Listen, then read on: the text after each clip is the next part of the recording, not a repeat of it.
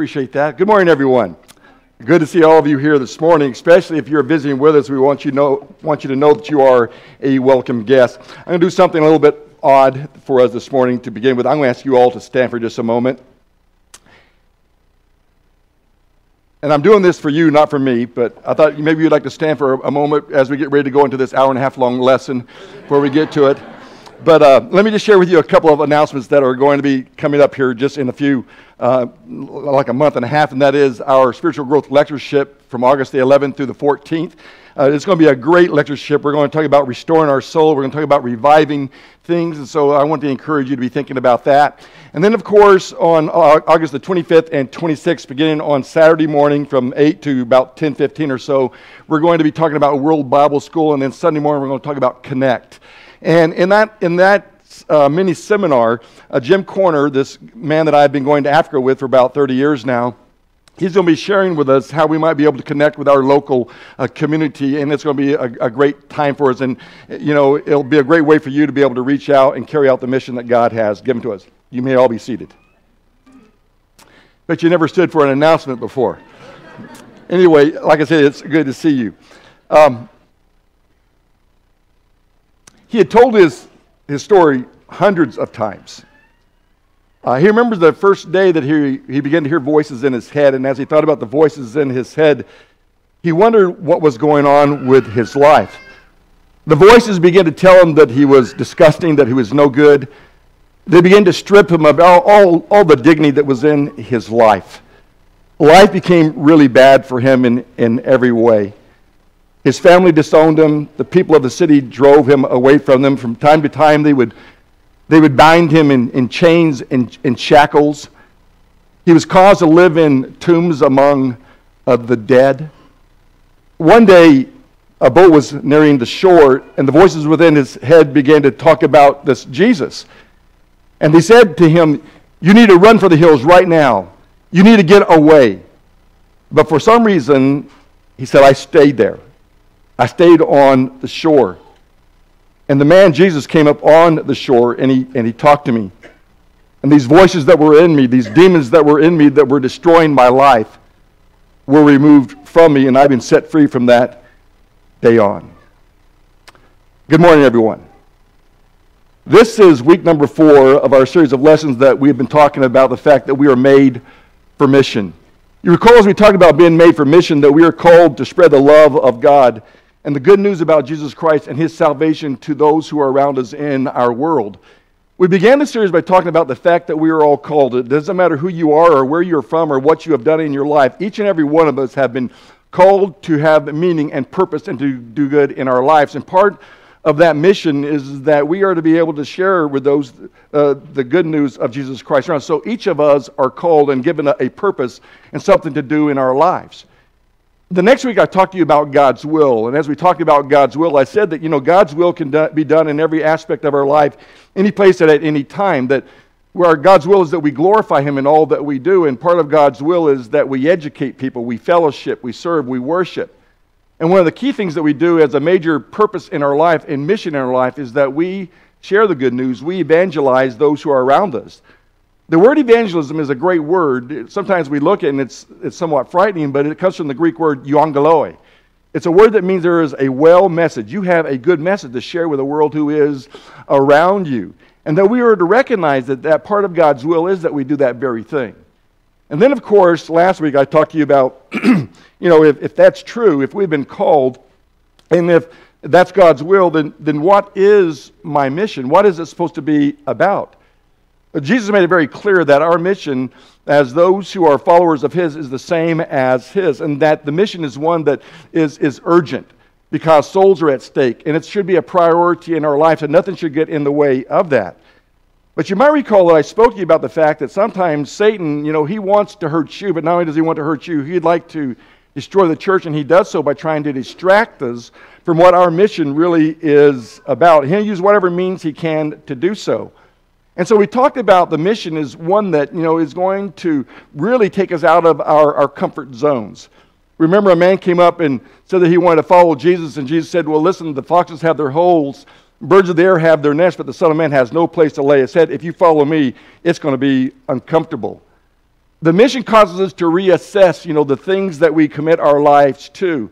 On another occasion, he went up to one and said, "Follow me." And the man said that, "I want to follow you, but let me first bury my father." And Jesus said to him, "Let the dead bury the dead, and you proclaim the kingdom of God." Sometimes the mission challenges to reevaluate our commitments.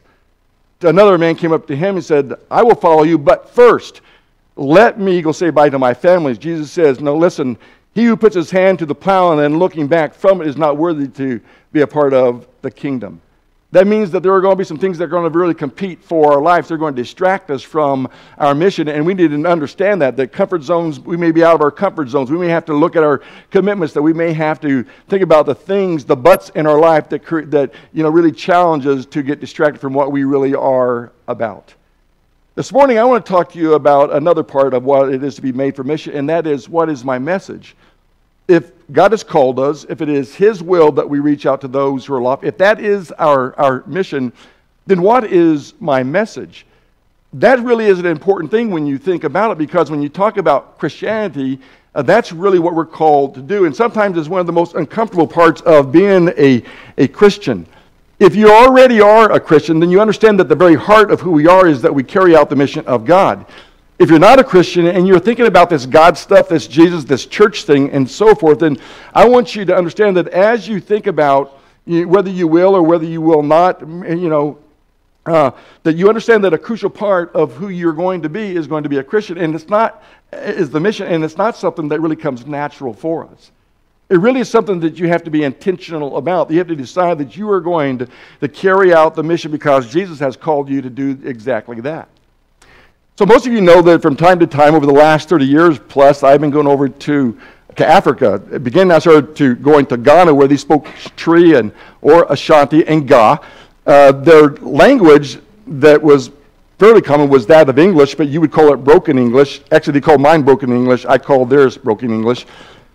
In 1998, I began going to Cameroon, West Africa, and if you know anything about their history, you'll know that that country was colonized by the British and by the French. So 2/3 of the nation speaks French, and 1/3 of it speaks English or Pidgin English.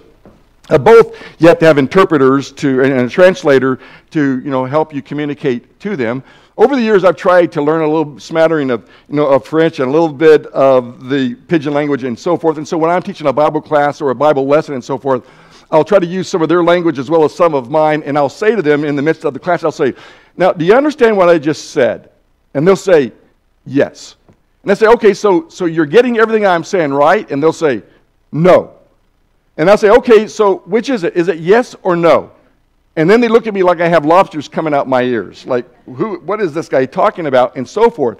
Well, have you ever thought about sharing your faith as being something like that, like sharing a foreign language to those who are around you? Sometimes it gets feeling that a little bit. You can be with your neighbor and you can be talking about sports, you can be talking about weather, you can be talking about family, and everything goes along smoothly, but then you begin to talk to them about God, and when you start to talk to them about God, it's like a new language happens, and it's like you're playing Chubby Bunny, like you've got 10 marshmallows in your mouth, and you just don't know what to say or how to go about saying it, and that you're hoping that you're saying it right, but at the same time you think, well, maybe I'm being a little bit confusing to what that person is about and what God is about. Well, if you're anything like me, and sometimes it feels like it's a foreign language, then hopefully this message this morning is going to be encouraging to you, because you have a message, and your message really is a simple message. It's not learning OBS, the Open Bible Study method. It's not learning how to use Joe Miller film strips. It's not about how to use the Bristol charts, a few minutes with someone who loves you.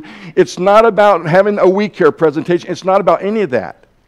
It really is a simple message that you're able to open up a door that you can get into the person's life and share with them the good news about Jesus Christ in incredible ways. We're going to begin by looking at a story that Charles read to you just a few moments ago. We're going to look at it from two different perspectives. Mark has a perspective, and Luke has a perspective. Well, I want to begin by looking at Mark, so if you open your Bibles or your electronic devices over to Mark chapter 5, that would be a good thing. Mark chapter 5. Here's what Mark chapter 5 says as you begin verses 1 and 2. They went across the lake, which is Galilee, to the region of the Gerasenes. Sometimes it's called Gadarenes, and other times it's called Gadara. and so forth. When Jesus got out of the boat, a man with an impure spirit, a demon-possessed man, came from the tombs to meet him. That's the center of what's going on here. It's significant, the fact that Jesus says, crosses over the Sea of Galilee, and he goes to Gadara, or he goes to the Gerasenes. The reason why that's crucial or interesting is because those who lived on that side of the lake were Gentiles. They were people who had not been driven out. Back in the Old Testament, when God told the children of Israel, go into the promised land and drive out all the inhabitants there, and you occupy it, they didn't do that. So those people there are those who are left behind, and they don't have the best of reputation. In fact, very few people would want to go and talk with those kinds of people, but Jesus was not like that. Jesus knew that they may have a bad reputation, but to Jesus, souls were souls. He didn't care whether it was in Jerusalem or in Samaria. He didn't care whether the souls were in Galilee or whether they were in Gadara. Jesus cared about souls, and he'd go anywhere that it would give him that opportunity to do so. No doubt the disciples, when they saw this man, they thought, you know what, this is a bad place to be. If all the inhabitants are like this guy, a naked guy, a crazy guy, a guy that's all beat up and cut and bleeding and so forth, you know what, get back on the boat. And Jesus would say, no, we're not getting back on the boat. We're going to deal with what's going on here. I've come across the lake for a reason. This man, the Bible says, lived in the tombs. No one could bind him anymore, not even with a chain. For he had long been chained hand and foot, but he tore the chains apart, and he broke the irons on his feet. No one was strong enough to subdue him. Night and day among the tombs and in the hills, he would cry out and cut himself with stones. This guy had it bad. If you turn over to Luke, transition to Luke, then you'll see another instance where he talks about this man. When he stepped out onto the land, that is Jesus, they met him a man who had demons for a long time, and he wore no clothes. And he didn't live in a house because he lived in the tombs. If you go down the latter part, many times the demon would seize him. And though he was chained hand and foot and kept under guard, he had broken his chains and had been driven out by the demon into solitary places. Where am I going with this? I want you to think about this man's plight. But not only do I want you to think about this man's plight, I want you to think about the people in this world that you live with. People who are in need of being cared for. People who need to know that they have value. People to know that there is a great story out there for them to learn about freedom that is found in Jesus Christ. I want you to, for a moment, to unpack, if you will, what's going on with this man's life. What he was going through, how hard it was for this man to exist. He's demon-possessed. He's stripped of all dignity. They hate him. I mean, they hate him to the point that they have removed every ounce of worth and value out of his life. And the result is that he is so disturbed that he cuts himself. He rants and he raves and he cries out and he lives in desolate places. That's this man's life. He's demon-possessed. He lives among the dead. Why does he live among the dead? Because those in the city don't want them living with him or with them. And so they no doubt probably have drove him away from the city. And did they drive him away from the city? If he probably ever tried to come back into the city, they would drive him back out of the city, probably with stones. He lived, can you imagine living among the dead, those who are putrefied? That's what he lived in. He ran around naked. The demons had so stripped him of any moral compass or right and wrong that he ran around as a naked man. He's cut up from the stones that he would gash himself with. He's bleeding. He's naked. He's ranting. He's crazy. I don't know if you've ever seen a person like that. In America, we don't see people like that. In Africa, I've seen many people like that. There is one man that lives in Africa. When I first started going, this guy has to be at least 6'6". A tall man, super bushy, crazy-looking hair, and naked. From head to toe. Every once in a while, he'll have a tore-up T-shirt maybe on or something like that. But he's a crazy man, and everyone recognizes him as being so. He's violent. He's so violent that they try to bind him in chains and in shackles on his feet, but he breaks them loose. He's a violent man. He can hurt someone, and so they keep them far away from. When you look at this man, what you're seeing is a man that no one wants to be around. He's disgusting. They're afraid of him. All those things, but guess what he thinks about himself? He too probably looks at himself as disgusting. He too doesn't see himself as having much value or worth. He himself sees himself as evil. He maybe sees himself as a man who's trapped by these demons that have possessed his body and his mind and his mouth and all those kinds of things. It'd be so easy to look at, both Mark and Luke and see this really as a story about demon possession and things of that nature. But to be very honest with you, I think Jesus could care less about demons. I think he's more concerned about this man and what's going on with this man and how he's going to be able to rescue this man and set him free from something extremely terrible that has been going on in his life, maybe for years. I don't know how long he's been in that situation, but it's been a very bad time for his life. But here's what I think is that I believe that the demon-possessed man is symbolic of the sin that enslaves people who are around us. Let me ask you a question. Have you ever known someone who has gotten such a place in their life where their life seems absolutely hopeless in every way? Where they're disgusted with their own lives? Where they hate their own lives? They don't like what's going on with their lives. Maybe they feel that no one wants to be around them. Maybe they've isolated themselves from other people. Maybe they feel as though they are evil people, and because they're evil, they would never darken the doorsteps of a church building, because if they did, the place would fall in on them. Have you ever known someone who has lost their identity of who they are and what they are because of sin that is in their lives? I want you to know something this morning. And I want you to mark this down, and that's this. Satan hates you. He hates you. He hates our congregation. He would love more than anything in this world to destroy us, to divide us, to cause us to fight with one another, to hate one another. That's what he just hates us.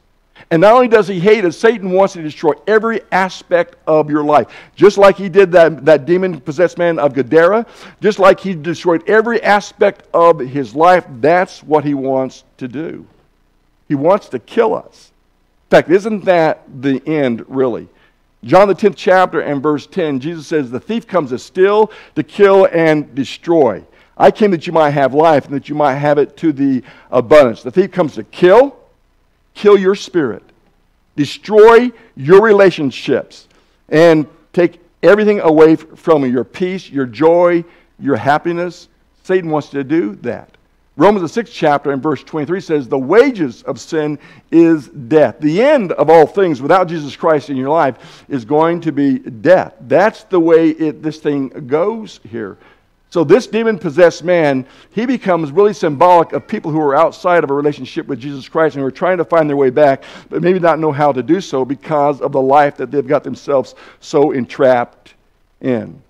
Sin has a way of doing that in our lives. We all know that from our own experiences where we have dabbled in sin, and we know what happens after we do that or after we get involved in something that we know is wrong. And yet Jesus, he sets the man free.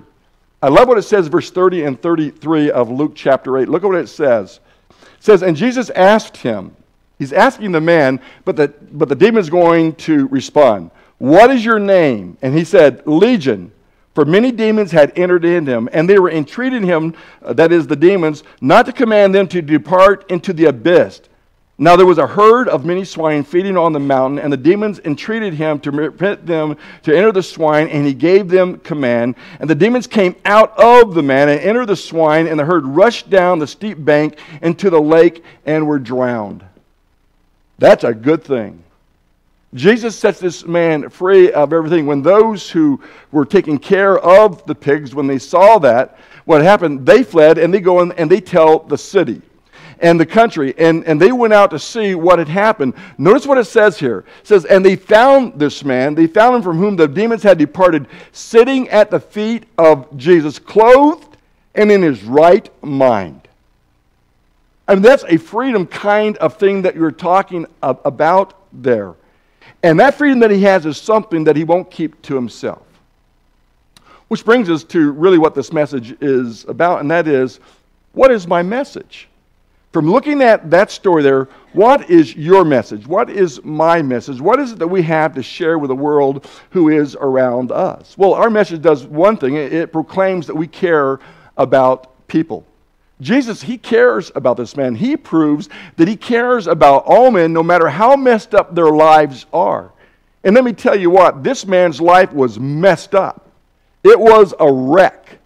And yet Jesus didn't devalue him. He didn't see him as a person that was not worth caring for. Much of the city had done the same. Maybe it's because they didn't have the power that Jesus had. But Jesus looked at lives, and he didn't see messed up lives. He didn't look at Matthew the tax gatherer and see them as useless to be discarded from society, even though society had done so. Or the woman who was caught in adultery. He doesn't cast her aside as a person who was just rotten from core to core and that there wasn't a possibility in her life. He values her, he sees her, and he cares for her, just like he sees this man from demon-possessed man at Gadara.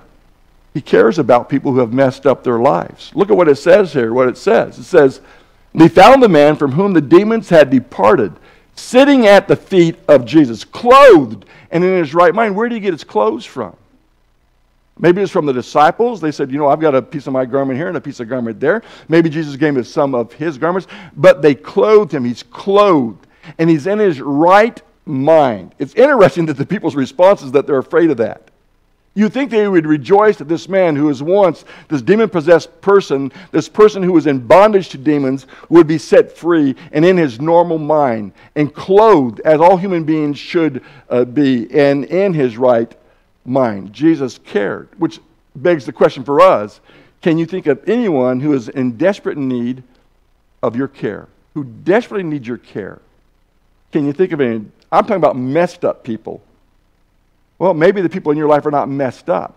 Not in terms of what society would say, but I can guarantee you that if sin is in their life, they're messed up spiritually speaking, and they need someone to care for them. Our message proclaims value to people. Jesus, he proves by going and talking to the man that he has value. Jesus crosses the Sea of Galilee.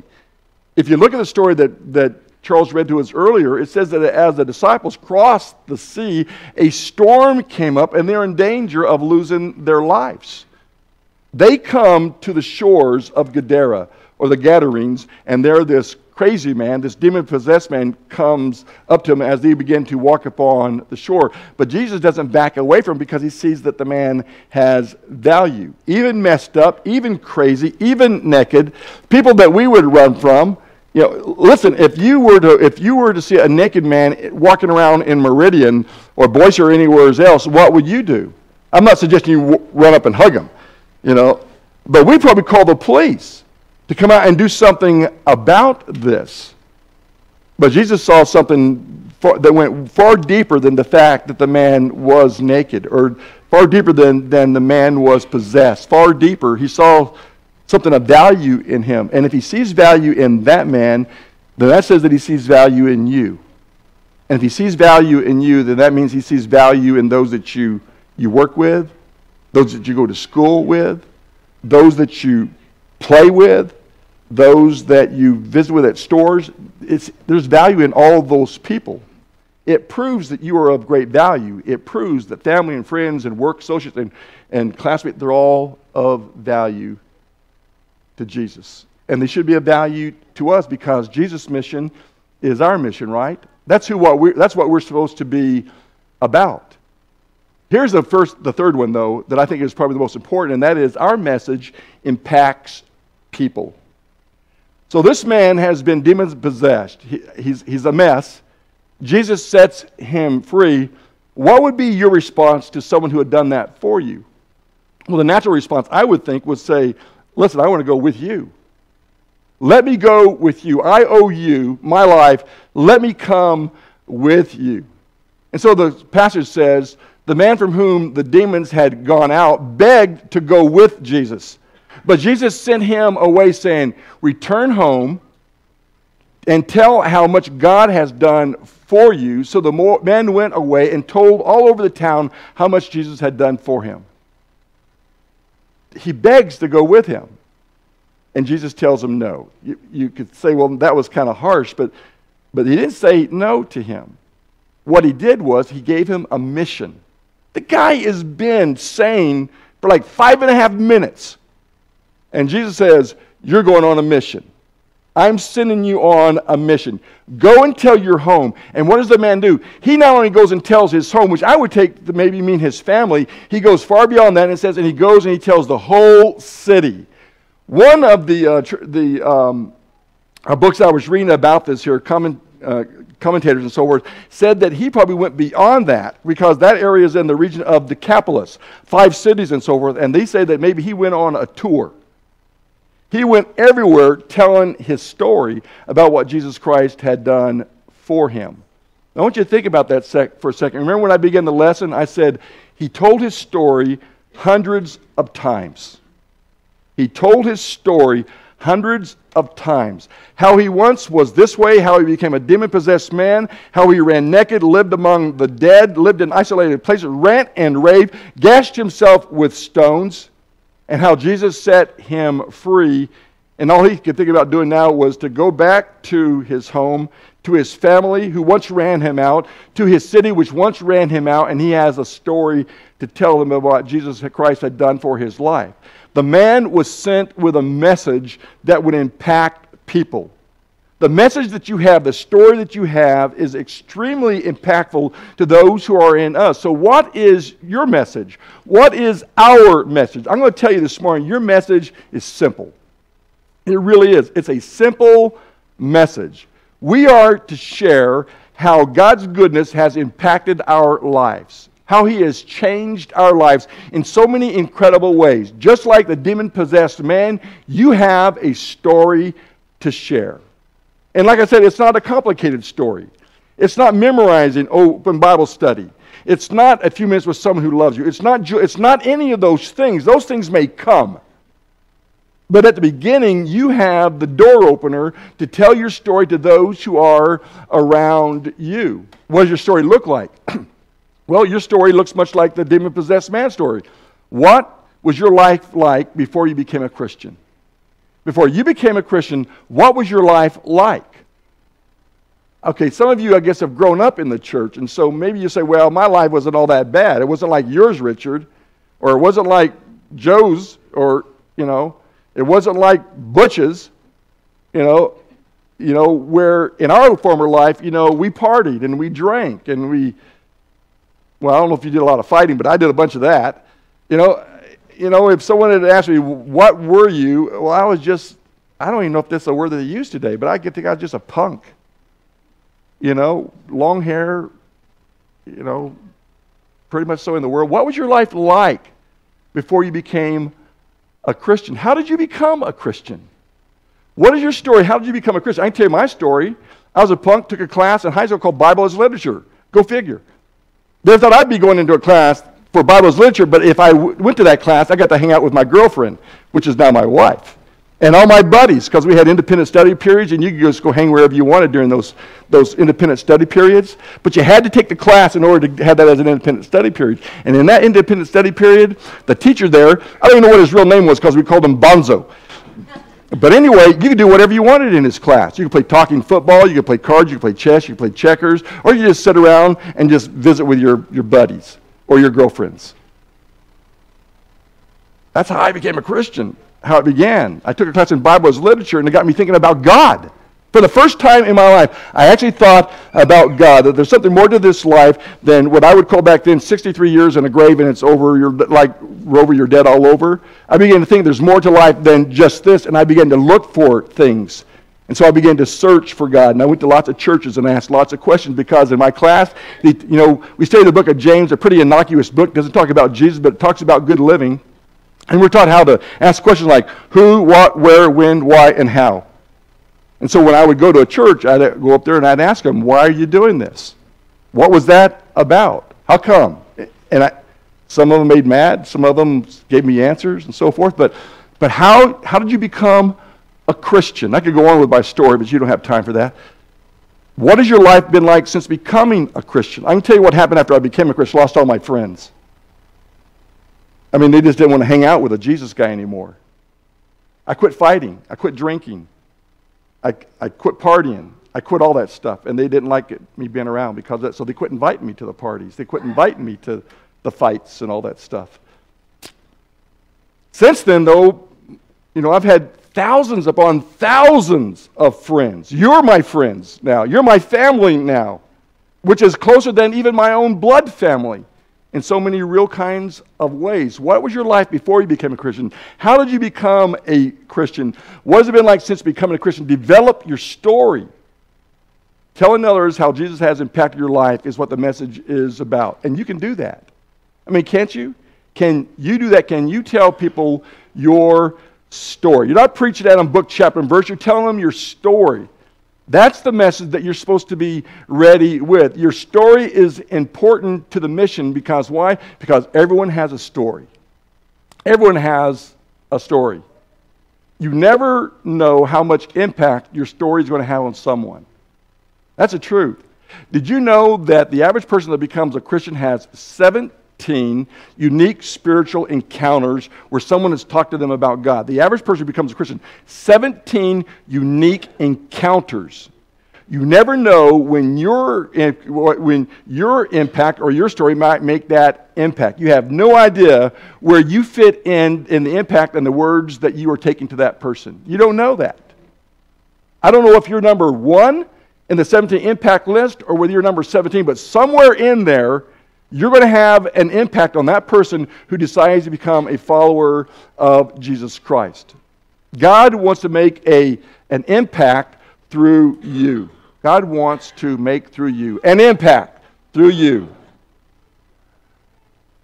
Listen, Jesus took the most craziest, most messed up guy and he used him for a revival. If he can use that kind of guy, what does that say about us? Life, as a Christian, you recall last week, when it comes to carrying out the mission, is about managing the butts in our life. But I can't do this. But I'm shy. But I can't talk with people about God. But this is just not my thing. You can use all those butts all day long. But let me ask you this here. Are you known for running around the local cemetery in your neighborhood naked? Has anyone ever chained you up and bound you because you're out of control? If not, then you have a far less anything to overcome than this guy did. And he went into the city and told his story. You know why he told his story? Because he is set free. Do we appreciate how much we've been set free from the bondage of Satan? How free we have actually become. And what blessings God has showered upon us. Stop saying, I can't. And start saying, you can. So what is my message? Well, your message is really simple. Your message is telling your story. Sit down and write your story. Make your story about 5 minutes long. I regularly use my story. I use my story many times on the golf course when I'm talking with guys who could care less about God. Well, you think that anyway. And they're missing putts and cussing and they're smoking and they're drinking their beer and all those kinds of things. And then around about hole number 8 or number 12, they'll say, so what do you do anyway? I said, well, I'm a minister. I'm a preacher. Oh.